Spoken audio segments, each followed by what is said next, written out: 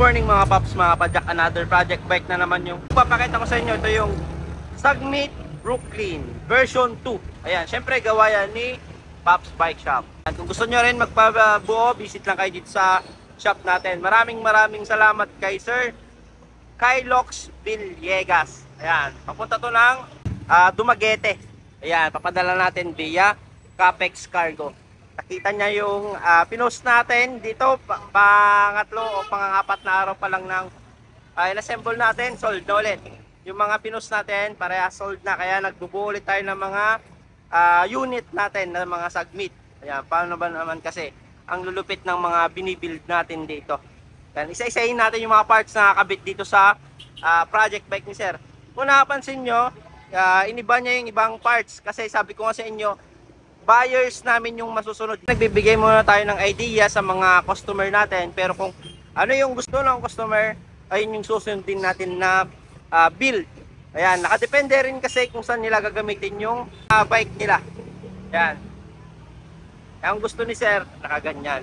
Ito sa frame natin, gamitan natin ng Sagmit Brooklyn version 2. Ito yung pinaka-latest ngayon ni Sagmit na frame. Ang ganda ng kulay yung ginawa niya dito kasi white, red and black. Ayan, itong frame na to naka quick release. Kagandahan dito, naka tapered, naka smooth weld dito. At dito sa seat tube nya 31.6. Ang unique dito sa frame na to, nasa may head tube. Ayan, kadalasan kasi nakikita to sa mga carbon na ganitong cable routing. Ito alloy. Ayan, nagawa ni Sagmit. Ang ganda nito kasi wala nang butas dito sa lower tube tsaka sa top tube nya, dito na lang sa head tube. Pumapasok agad yung mga kable niya dito. Siyempre, ginamitan natin ng sealed bearing headset. Pops Pro to stem kasi gusto ni Sir naka-upright position or naka-relax position. Relax position yung tawag namin sa mga naka-upright kasi hindi sila yung yukong-yuko pag umupo. Yan. Naka-Pops Pro to din na handlebar na mid-rise. Ang kagandahan sa set namin na to, naka-lifetime warranty. Dito nyo lang makikita yan sa halagang 650 naka-lifetime warranty yung stem handlebar nyo.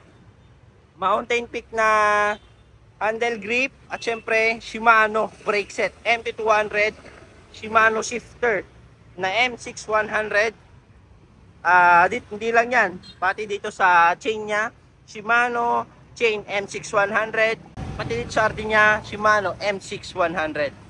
Ito naman sa sprocket, ginamitan natin ng Sagmit 1151. Ayan, kamukha ng Shimano. Dito tayo sa harap, Mountain Peak na airport, manual lockout, lagay niya ng hangin, 120 travel, Maxxis icon na gulong, yellow tag. Sagmit Brooklyn na rim kasi tinerno ni Sir sa frame niya, yung rim.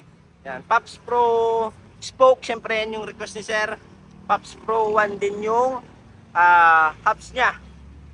Ito naman sa rotor nya, Sagmit. Ayan, din natin ginamitan ng ordinary na rotor. Tayo sa likod, syempre saddle nya, mix ng malambot at medyo payat. Na BC seat post, hollow tech crankset, 36 teeth. Ayan, pro wheel, sealed bearing BB, Tosek pedal, sealed bearing. Ayan. So ayan yung kabuuan ng project bike natin. Hindi syempre mawawala yung mga previous natin pag bumili kayo ng mga project bike. Tail light, battle cage, water bottle, chain protector, lever boot, yung damit natin na Pops Pro. Ayan. Member ka na ng Pops Bike Shop. Ayan, o. Syempre meron ka rin chain loop kasi yun talagang isa sa mahalagang maintenance ng bike. So, ganun pa rin yung presyo na ito, ang 28,500. Siyempre, di mawala yung sound check ng Pops Pro 1 version 5. Ayan, sound check tayo dito sa maingay na lugar namin. Ayan, mga busina, mga tunog ng mga sakyan. Magsa-sound check tayo actual ng Pops Pro 1 version 5.